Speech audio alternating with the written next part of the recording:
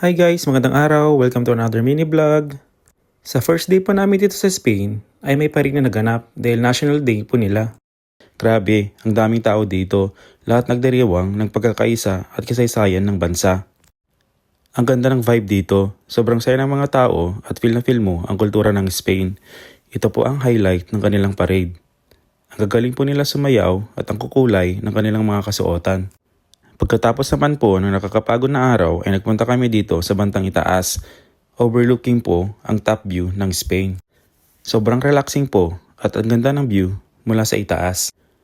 Pumunta nga rin pala kami sa kanilang beach para enjoy ang araw dahil pagbalik namin sa UK ay makulimlim na naman. Bihira lang kasi umaraw dito sa UK. Tignan nyo po, sobrang daming mga tao ang nagsasunbathing. Sobrang ganda po ng architecture design nila dito. Mamamangha ka talaga sa details ng mga design ng kanilang mga building. Hindi nakakasawang tignan. Tignan niyo po ang design ng mga building. Sobrang gaganda. Napakatalento at ang tataba ng mga utak ng mga gumawa nito. Mag-i-enjoy ka talaga at hindi magsasawang maglakad kung ganito ang view.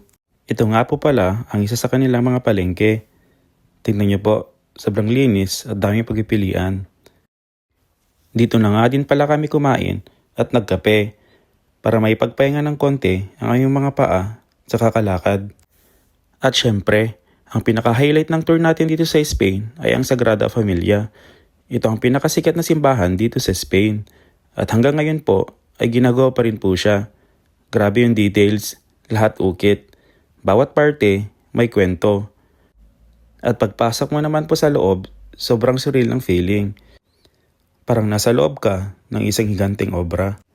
Dinadayo ito ng maraming tao dito sa Barcelona. At kaya kung ako po sa inyo, lagay nyo na po ito sa top ng list nyo. Sobrang worth it po, hindi po kayo magsisisi. Maraming salamat.